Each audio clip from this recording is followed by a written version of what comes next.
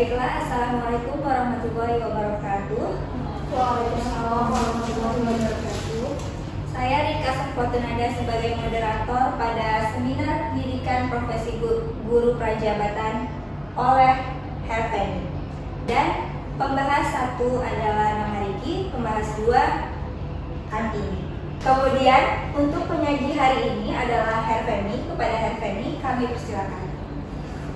Baiklah, terima kasih saudari Rika Safotunada dan terima kasih pembahas atas kesempatan yang telah diberikan.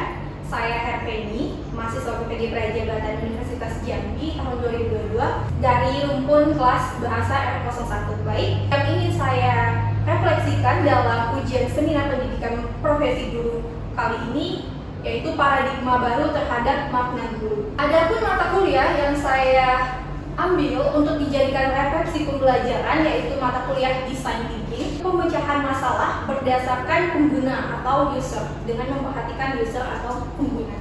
Dan untuk Design Thinking itu sendiri terdiri dari beberapa topik. Saya akan review pengalaman belajar saya terkait fase empathize dan topik 5 mengenai fase prototyping. Fase 2, fase empathize itu menggunakan empati untuk membangun pemahaman. Fase 5 atau topik 5 fase prototyping mengembangkan dan menguji coba rancangan yang telah dilakukan di dalam pembelajaran. Review pengalaman belajar topik 2 menggunakan empati untuk membangun pemahaman, membahas bagaimana caranya seorang guru dalam menggunakan empatinya membangun pemahaman terhadap peserta didik yang diajarkannya. Dalam hal ini, guru berperan sebagai desainer atau creator, sedangkan peserta didik berperan sebagai user atau pengguna. Dan pada topik 5, pengembangan prototipe adalah bagian integral dari design thinking yang dirancang dan berpusat pada pengguna atau user. Ini menurut teori dari Dang dan Zheng di tahun 2021. Pada fase empathize, menggunakan empati untuk membangun pemahaman. Terdapat tahapan ID atau yang kita kenal dengan in-depth interview. In-depth interview ini, pendidik yaitu desainer melakukan teknik empathize, mewawancara, berupa in-depth interview kepada usernya atau dalam hal ini peserta didik. Dan in-depth interview ini merupakan salah satu riset kualitatif yang hanya memerlukan sedikit sampel. Jadi boleh diambil sampelnya sesuaikan dengan kebutuhan pengguna atau user. Adapun tahapan dalam pelaksanaan in-depth interview atau ID ini, yang pertama yaitu strategi pengembangan sampel atau yang kita kenal dengan strategi pengembangan sampel ekstrim kiri dan ekstrim kanan. Jadi untuk peserta didik yang golongkan ke dalam ekstrim kiri dan ekstrim kanan. Dan yang kedua, buatan rumusan pertanyaan. Rumusan pertanyaan di sini yang berhubungan dengan in-depth interview, berhubungan dengan pembelajaran yang kita ampuh. Pada kesempatan ini karena saya guru mata pelajaran bahasa Inggris, jadi saya melakukan tahapan ID ini dengan membuat rumusan pertanyaan yang berhubungan dengan pelajaran bahasa Inggris. Yang ketiga baru dilaksanakan in-depth interview itu sendiri.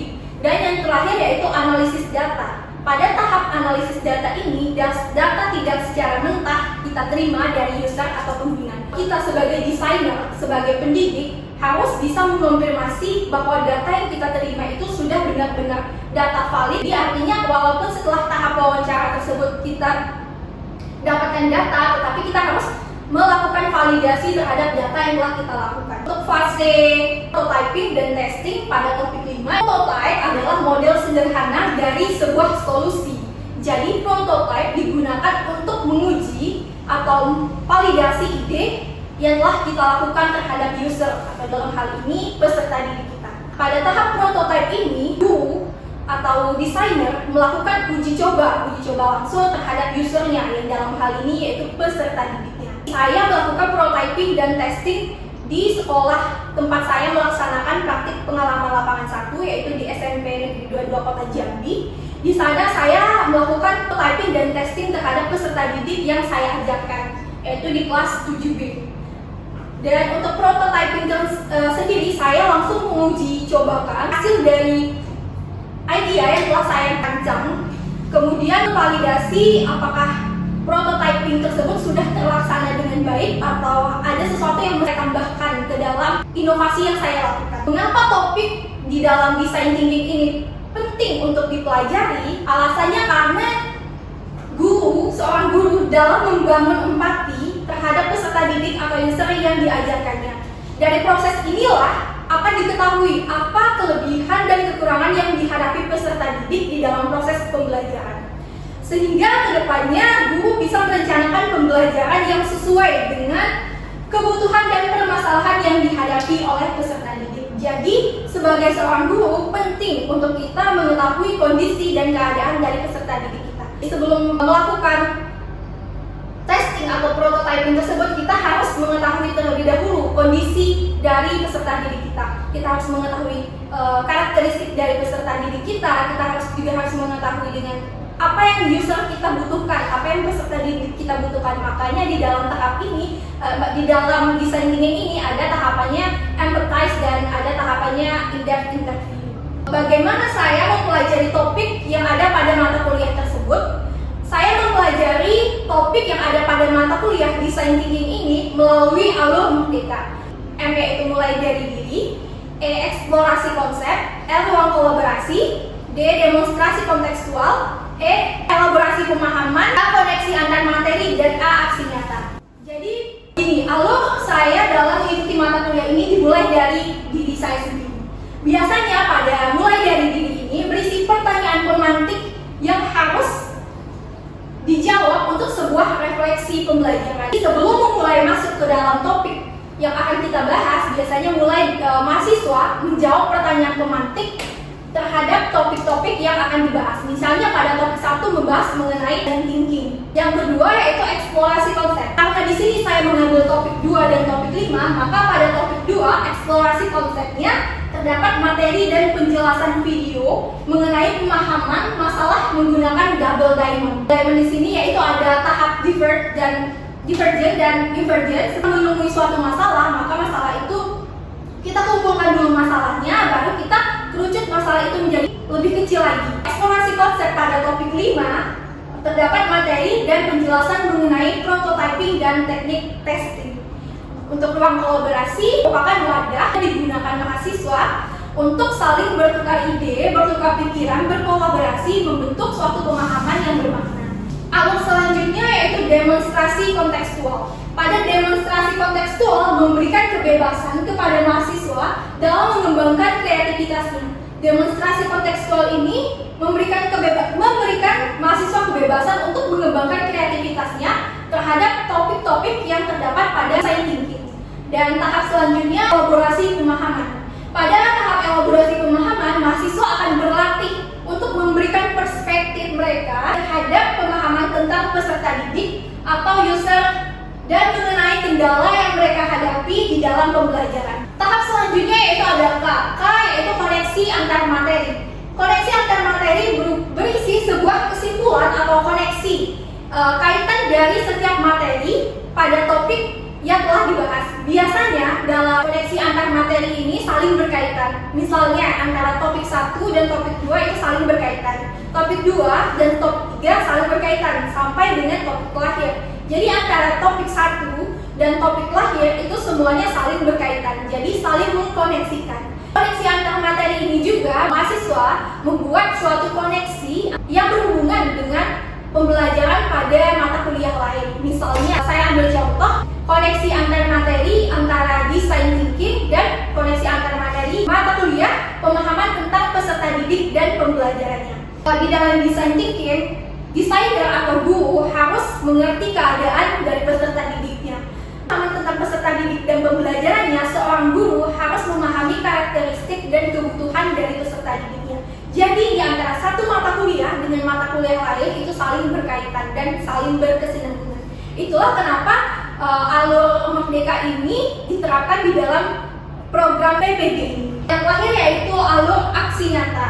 Aksi nyata biasanya berisi refleksi diri mengenai pemahaman yang sudah mahasiswa dapatkan dari topik-topik yang sudah dipelajari dan perubahan apa yang telah kita pelajari, perubahan apa yang telah kita dapatkan setelah mempelajari topik tersebut. Selanjutnya yaitu ada desain inovasi. Desain inovasi yang saya ambil yaitu meningkatkan motivasi belajar peserta didik menggunakan teknologi pembelajaran berbasis augmented reality atau VR dan audio visual. Saya mengambil desain inovasi ini berdasarkan pada study case yang telah telah dilakukan melalui in-depth interview bersama dengan peserta didik pada tahap empathize. Jadi desain inovasi ini muncul setelah saya melakukan in-depth interview bersama peserta didik. Nah, latar belakang pemilihan desain inovasi. Yang pertama yaitu peserta didik kurang termotivasi dalam mengikuti pembelajaran karena media yang digunakan tidak bervariasi. Jadi, di tempat saya melaksanakan PPL 1, peserta didik yang saya ajarkan itu kurang termotivasi dalam mengikuti pembelajaran. Yang kedua, yaitu memiliki kesulitan dalam memahami materi. Memiliki kesulitan dalam memahami materi ini, seperti yang telah saya jabarkan sebelumnya, ketika kita melakukan in-depth interview, ada yang namanya lens atau ekstrim kiri dan ada ekstrim kanan. Jadi kategorikan bahwa ekstrim kanan ini adalah peserta didik yang memiliki kemampuan yang cukup baik dibandingkan dengan ekstrem kiri. Ekstrem kiri ini merupakan peserta didik yang mengalami hambatan saat mengikuti proses pembelajaran. Yang ketiga yaitu peserta didik menyukai media pembelajaran audio visual. Jadi ketika saya telah melaksanakan in-depth interview peserta didik yang saya ajarkan, berdasarkan dari data yang saya dapatkan bahwa peserta didik menyukai media pembelajaran audio visual. Yang keempat yaitu peserta didik memiliki perbedaan karakteristik dan kebutuhan. Seperti yang kita tahu bahwa karakteristik dari setiap peserta didik dan kebutuhan dari setiap peserta didik itu berbeda-beda. Ini suatu pembelajaran yang disebut dengan pembelajaran berdiferensiasi yang mengakomodir perbedaan dari peserta didik. Ini merupakan desain inovasi yang saya lakukan mengembangkan media pembelajaran berbasis augmented reality dan media pembelajaran berbasis audio visual. Di sini saya akan menampilkan hasil dari desain inovasi yang telah saya buat, media pembelajaran berbasis augmented reality dan media pembelajaran berbasis audio visual. Media pembelajaran tersebut yaitu Assembler Edu dan Polton. Di sini bisa dilihat bahwa media pembelajaran berbasis augmented reality bisa dijadikan barcode. Di sini saya akan menampilkan desain inovasi yang telah saya buat yaitu media pembelajaran berbasis augmented reality dan media pembelajaran berbasis audio visual. Pada kesempatan ini saya membuat media pembelajarannya berbasis augmented reality berupa Assembler Edu yang dalam hal ini saya kaitkan dengan materi pelajaran yang saya ajarkan kepada peserta didik di kelas. Jadi Assembler Edu ini salah satu kelebihannya itu bisa dibuat barcode. Jadi tadi lebih mudah melakukan uji coba terhadap desain inovasi yang telah dibuat. Dan juga saya membuat Polton media pembelajaran berbasis teknologi ini karena berdasarkan dari latar belakang peserta didik dan berdasarkan dari interview yang ada peserta didik atau dalam hal ini user. Review desain inovasi dan atau invensi. Pertama yaitu Assembler Edu. Assembler Edu merupakan sebuah aplikasi berbasis augmented reality yang dibuat khusus untuk keperluan dunia pendidikan dengan bantuan teknologi 3D dan AR atau augmented reality. Di media pembelajaran Assembler Edu ini yaitu berbasis 3D, berbasis animasi. Seperti yang telah saya kemukakan bahwa peserta didik di kelas saya menyukai media pembelajaran berbasis audio dan visual. Jadi kenapa saya mengembangkan media pembelajaran berbasis augmented reality untuk menarik minat dan memotivasi peserta didik saya dalam mengikuti pembelajaran di kelas. Yang kedua yaitu ada Polton. Polton yaitu aplikasi berbasis IT yang dapat digunakan sebagai media pembelajaran yang di dalamnya terdapat fitur-fitur menarik seperti presentasi dan video animasi. Edu dan Polton ini saya gunakan sebagai desain inovasi dalam pembelajaran. Ini merupakan hasil refleksi pembelajaran saya pada mata kuliah design thinking, yaitu refleksi wawancara terhadap peserta didik. Adapun rencana tindak lanjut yang saya lakukan terhadap desain inovasi yang telah saya buat dan kembangkan, yang pertama adanya media pembelajaran yang dapat mengakomodir kebutuhan dan karakteristik dari peserta didik. Adanya media pembelajaran yang dapat mengakomodir kebutuhan dan karakteristik dari peserta didik ini sehingga terbentuklah suatu desain inovasi yang berbentuk augmented reality yang berbasis 3D. Yang kedua yaitu guru sebagai desainer atau creator harus bisa menerapkan dan menggali empati terhadap peserta didiknya atau user. Jadi sebagai guru bukan hanya mendidik peserta didik, tetapi sebagai guru kita harus mempunyai empati terhadap peserta didik kita. Bagi bagaimana empati tersebut kita gunakan untuk mengenal lebih dalam peserta didik atau user di dalam kelas. Jadi ketika mengembangkan media pembelajaran, kita harus memperhatikan pengguna atau user. Dan inilah yang menjadi alasan kenapa saya memilih mata kuliah design thinking, karena di dalam pembelajaran design thinking ini kita harus memecahkan suatu masalah yang berhubungan dengan pengguna. Jadi di sini bukan hanya desainer, kemauan dari desainer atau dalam hal ini pendidik, tapi kemauan dari peserta didik. Masalah yang dipecahkan dalam design thinking ini berhubungan dengan peserta didik. Artinya user atau pengguna atau peserta didiklah yang menjadi acuan kita sebagai desainer dalam merancang dan membuat inovasi-inovasi yang terkait di dalam pembelajaran. Yang ketiga yaitu melakukan inovasi di dalam pembelajaran. Melakukan inovasi ini seperti membuat media pembelajaran berbasis augmented reality dan membuat media pembelajaran berbasis audiovisual menggunakan Python. Yang bermakna adalah paradigma guru. Yang pertama yaitu guru adalah seorang desainer. Guru adalah seorang desainer, jadi guru yang merancang pembelajaran, bagaimana pembelajaran itu bisa berguna, bisa bermakna untuk peserta didiknya. Yang kedua yaitu guru adalah seorang content creator, bisa membuat suatu konten yang menyebabkan pengguna atau user kita menjadi lebih termotivasi atau lebih menyukai pembelajaran bersama kita.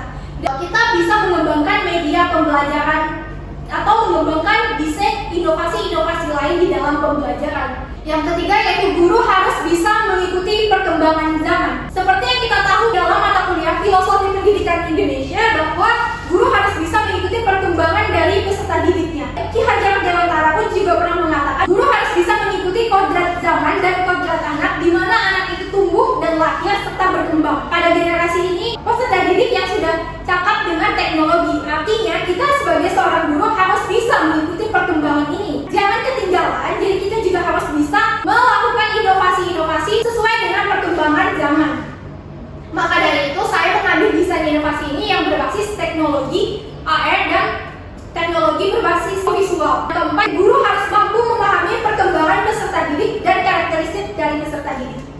Guru harus mampu memahami perkembangan dan karakteristik dari peserta didik ini bisa kita kaitkan dengan pembelajaran, pemahaman tentang peserta didik dan pembelajarannya, dan juga pembelajaran berdiferensiasi. Jadi guru harus mampu memahami perkembangan dari peserta didiknya. Saya ambil contoh dalam kasus ini yaitu saya mengajar di PPL 1, saya mengajar siswa SMP. Jadi untuk treatment ke siswa SMP itu berbeda dengan treatment ke siswa SMA.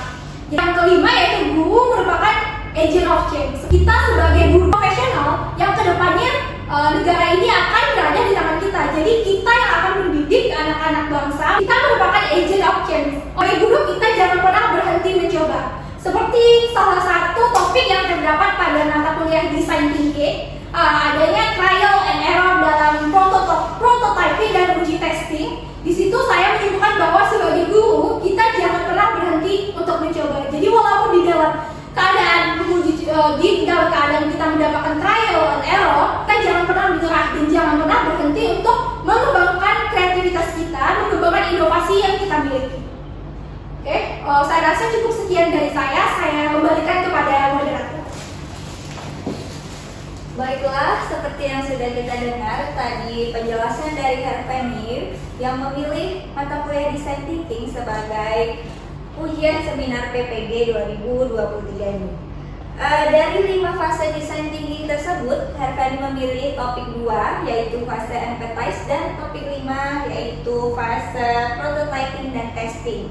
Dan juga Herfeni memilih desain inovasi berbasis augmented reality dan audio visual. Nah, untuk saat ini kami persilakan kepada pembahas 1 dan pembahas 2 jika ada pertanyaan. Pada pembahas 1 dipersilakan untuk bertanya. Oke, sebelum saya memberikan pertanyaan, saya ingin memberikan sedikit tentang presentasi yang tadi tadi jelaskan. Penjelasannya padat dan bisa diterima dengan baik. Kemudian juga dari pemaparan yang Feni tadi sampaikan, strategi Feni dalam belajar di mata kuliah ini itu tergambarkan, terjelaskan dengan baik di dalam presentasi yang akan dilakukan. Kemudian yang ingin saya sampaikan itu, yang ingin saya tanyakan itu, saudara Herben bilang tadi kalau desain inovasi ini sudah diterapkan. Nah, pertanyaannya itu bagaimana ketika diterapkan langsung nih, artinya sudah dapat apa namanya feedback dari user. Tanggapan usernya itu sendiri itu apa? Itu sih. Terus selanjutnya sudah diterima tanggapan dari usernya tadi, langkah selanjutnya tindak lanjut dari tanggapan pengguna tadi bagaimana? Baiklah, mungkin langsung menjawab saudara Herben. Baiklah, terima kasih untuk pembahas satu atas pertanyaannya. Baik, memang desain inovasi ini sudah saya terapkan di dalam proses pembelajaran ketika saya mengajar di sekolah tempat saya PPL 1. Dan untuk tanggapan atau dari user atau pengguna yang dalam hal ini peserta didik, mereka mengungkapkan hal yang positif bahwa mereka sangat senang dengan adanya media pembelajaran yang berbasis augmented reality dan media pembelajaran yang berbasis audiovisual ini. Kenapa? Karena media pembelajaran, karena seperti yang telah saya jabarkan pada latar belakang kenapa saya membuat desain inovasi ini, bahwa pada saat proses pembelajaran bahasa Inggris di dalam kelas, biasanya guru atau pendidik selalu memberikan media pembelajaran yang monoton, jadi tidak ada variasi di dalam pembelajaran. Dan ketika saya menerapkan inovasi ini, desain thinking ini, peserta didik saya terlihat sangat antusias di pembelajaran. Hal ini yang membuat peserta didik saya termotivasi untuk belajar. Dan juga di dalam desain inovasi ini, peserta didik saya menanggapinya dengan hal yang positif. Jadi pada saat proses typing itu, peserta didik saya mencobakan sendiri, men-scan code-nya sendiri desain inovasi ini ke depan kelas, kemudian menjawab pertanyaan berdasarkan augmented reality yang telah dibuat oleh guru atau dalam hal ini desainer. Baik, untuk pertanyaan kedua yaitu rencana tindak lanjut yang akan saya lakukan terhadap feedback yang telah saya dapatkan dari user atau pengguna. Kedepannya saya akan melakukan inovasi-inovasi lain yang berkaitan dengan dunia pendidikan, terutama yang berhubungan dengan pembelajaran bahasa Inggris, seperti mengembangkan desain inovasi yang berbasis dengan artificial intelligence. Dan itu merupakan salah satu tindak lanjut yang saya lakukan ke depannya untuk peserta didik agar terlatih menggunakan teknologi di dalam proses pembelajaran. Baiklah, bagaimana Kak Riki untuk jawabannya? Jawaban ini saya rasa sangat jelas ya. Tahap apa namanya referensinya itu tergambar jelas dari penyampaian ini. Saya rasa gitu. Baik, terima kasih pembahas 1 atas pertanyaannya. Kemudian pembahas 2, apakah ada pertanyaan? Ya, saya tertarik dengan pelajaran bermakna dari Kak Fani itu tentang design thinking. Jadi kalau saya lihat design thinking ini berangkat dari sebuah rencana atau sebuah ide sudah ada di kepalanya atau memperbarui yang sudah ada untuk lebih inovasi lagi. Jadi di sini saya tertarik untuk melihat pengalaman pribadi dari saudari Kak Fani sendiri terkait untuk wawancara hingga melakukan prototipe hingga uji prototipe tadi kepada usernya tadi. Mungkin boleh sharing karena ini gimana pengalamannya? Terima kasih penyanyi kedua atas pertanyaannya. Saya langsung saja menjawab. Jadi pengalaman pribadi saya setelah melakukan desain inovasi ini, yang pertama itu melakukan technical ID atau in-depth interview terhadap user atau dalam hal ini peserta didik yang saya ajarkan. Kemudian saya berdasarkan ID ini, saya tidak langsung mewawancarai peserta didik saya. Namun sebelumnya saya mengobservasi dulu di dalam kelas mana peserta didik yang akan saya jadikan sampel dalam tahapan wawancara ID ini. Kemudian setelah saya mengobservasi peserta didik atau user, seperti yang telah saya jabarkan tadi, ada 4 tahapan yang saya gunakan. Strategi pengembangannya itu sampelnya itu ada yang tergolong ke dalam ekstrem kiri dan ada yang tergolong ke dalam ekstrem kanan. Jadi untuk strategi pengembangan sampel ini, extremes and lengths ini, saya berikan peserta didik saya menjadi ekstrem kiri kiri dan ekstrem kanan. Jadi pada sampel ini saya tidak langsung mengambil semuanya dari ekstrem kanan atau semua sampel saya dari ekstrem kiri, tapi bagikan sebagian peserta didiknya sampel saya dari ekstrem kanan dan sebagian lagi dari ekstrem kiri. Setelah melakukan proses observasi tersebut, saya membuat rumusan pertanyaan yang berhubungan dengan peserta didik. Membuat rumusan pertanyaan di sini misalkan dengan teknik-teknik yang ada di in-depth interview seperti yang tertera pada LMS, dan teknik ketiganya melakukan in-depth interview kepada user atau peserta didik. Dalam melakukan teknik in-depth interview ini, melakukan pendekatan dahulu kepada peserta didik. User ini tidak kaget saat proses interview. Jadi sebelumnya menanyakan kepada user atau pengguna ini apakah mereka bersedia untuk diinterview atau tidak. Dan jika mereka bersedia, maka saya akan melakukan proses ketiga ini, yaitu in-depth interview bersama dengan peserta didik. Dan untuk sampel, yaitu sampel dari ekstrem kanan dan ekstrem kiri itu sama rata.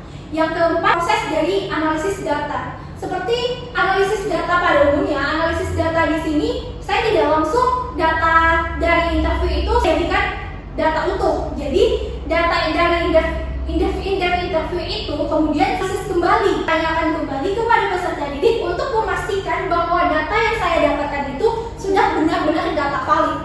Dan setelah melakukan tahap ini, ada yang namanya pembuatan idea atau kita kenal dengan creating idea. Desainer atau guru membuat idea berdasarkan dari pengguna kita atau dalam hal ini peserta didik kita. Setelah tahap empathize itu, ada yang namanya tahap define, dan tahap berikutnya yaitu tahap prototyping. Tahap prototype dan uji testing ini dilakukan di akhir. Jadi setelah kita berhasil mendapatkan idea, setelah kita melakukan wawancara dengan peserta didik kita atau user ini, kita dapatkan data-data apa yang menjadi permasalahan peserta didik, bagaimana peserta didik di dalam pembelajaran di kelas, bagaimana perkembangannya, dan apa yang menjadi kebutuhan dari user kita atau peserta didik kita. Nah, dari tahap ini banyak inovasi. Makanya di dalam design thinking ini membuat suatu inovasi yang berbasis augmented reality dan media pembelajaran yang berbasis audio visual. Berdasarkan dari permasalahan serta kebutuhan dari peserta didik. Setelah dikembangkan, barulah kita masuk ke tahap selanjutnya, yaitu ada yang namanya tahap prototyping dan testing. Pada tahap prototyping dan testing ini, desainer biasanya akan menguji produk yang sudah dibuat kepada user atau pengguna yang dalam hal ini peserta didik.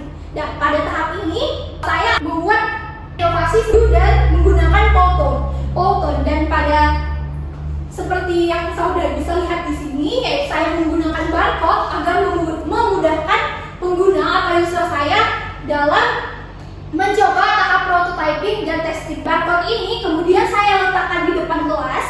Peserta didik mencoba mentesting prototipe yang telah saya buat.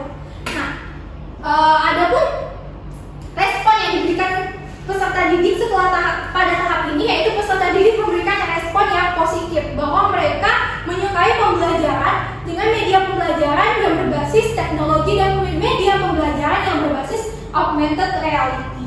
Nah, di dalam uji coba prototyping dan testing ini ada satu kendala yang saya temukan, bahwa sebaiknya ketika kita sebagai desainer mengembangkan pembelajaran assembler edu ini, kita lebih baik jika kita memprint out saja barcode-nya, karena jika barcode ini diberikan langsung kepada peserta didik melalui laptop atau infocus, berdasarkan pengalaman peserta didik mengalami kesulitan saat men-scan barcode-nya. Jadi alangkah baiknya jika barcode ini kita print out saja. Jadi salah satu solusi yang saya dapatkan untuk memecahkan masalah prototyping dan testing ini yaitu memprint out barcode yang telah saya buat, kemudian membagikan lembar barcode tersebut kepada setiap peserta didik. Jadi peserta didik dengan mudah scan barcode-nya masing-masing. Oke, baiklah. Jawaban dari Herfeni sangat menarik yang menjawab tentang pertanyaan rencana tindak lanjut serta bagaimana pengalaman in-depth interview yang dilakukannya di sekolah PPR. Saya rasa cukup sekian. Apakah ada pertanyaan lagi? Cukup? dapat kita simpulkan bahwa empathize ini sangat berguna bagi kita sebagai guru atau seorang desainer dalam merancang desain inovasi. Karena seperti yang telah dijelaskan Herveni tadi, di dalam fase empathize kita melakukan ID atau in-depth interview, yang mana hasil dari interview tersebut dapat kita jadikan dasar untuk merancang media yang akan digunakan di dalam pembelajaran. Yang mana Herveni menggunakan AR, media berbasis AR dan juga audio visual. Baiklah, kita tutup dengan wassalamualaikum warahmatullahi wabarakatuh.